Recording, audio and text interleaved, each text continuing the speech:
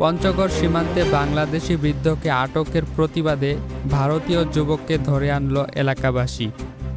পঞ্চগড় সদর উপজেলার বিরাজত সীমান্ত এলাকা থেকে তমিজুদ্দিন ৭৮ নামে এক বাংলাদেশি বৃদ্ধ কৃষককে ধরে নিয়ে যাওয়ার অভিযোগে দীপঙ্কর গোপ ৩৫ নামে এক ভারতীয় নাগরিককে ধরে এনেছে সীমান্তবর্তী এলাকাবাসী। আজ শনিবার ৮ আগস্ট সকালে পঞ্চগড় সদর উপজেলার সাতমেরা ইউনিয়নের বিরাজত সীমান্তের মেইন পিলার ৭৪২ এর ১২ নম্বর সাব পিলার এলাকায় এক ভারতীয় নাগরিক বাংলাদেশের আখ্যাতে প্রবেশ করলে তাকে আটক করে স্থানীয়রা। আটক দীপঙ্কর রায় ভারতের জলপাইগুড়ি জেলার রাজগঞ্জ থানার চাউলহাটি তাসনপাড়া এলাকার মিশ্রিলাল গোপের ছেলে। বর্তমানে তিনি বিজিবি, পুলিশ ও স্থানীয়দের জিম্মায় রয়েছেন। ঘটনার জেরে একই দিন বিকেলে বিজিবি ও বিএসএফের কোম্পানি কমান্ডার পর্যায়ে এক পতাকা বৈঠক অনুষ্ঠিত হয়। স্থানীয় সূত্রে জানা যায়, নীলফামারী ৫৬ বিজিবির অমরখানা ক্যাম্পের আওতাধীন বিরাজত সীমান্ত এলাকায় বুধবার ৫ আগস্ট সকালে হারানো গরু খুঁজতে গিয়ে বিএসএফের হাতে আটক হন তমিজউদ্দিন।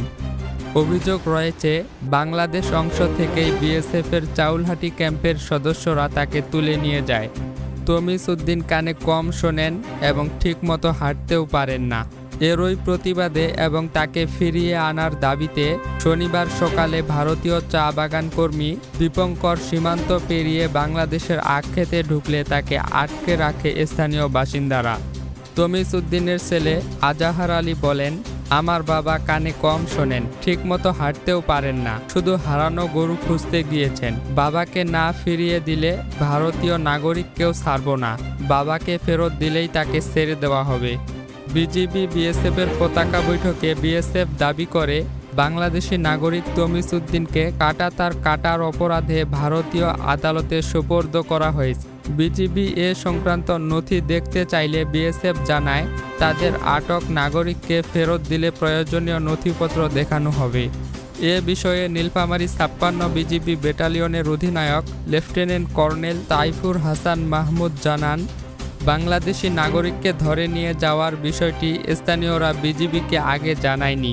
তবে ভারতীয় নাগরিক আটক হওয়ার পর বিএসএফ যোগাযোগ করলে বিষয়টি প্রকাশ্যে আসে। পরবর্তীতে বিএসএফ জানায়, বাংলাদেশি ওই বৃদ্ধকে আইনি প্রক্রিয়ায় ভারতে আদালতে পাঠানো হয়েছে।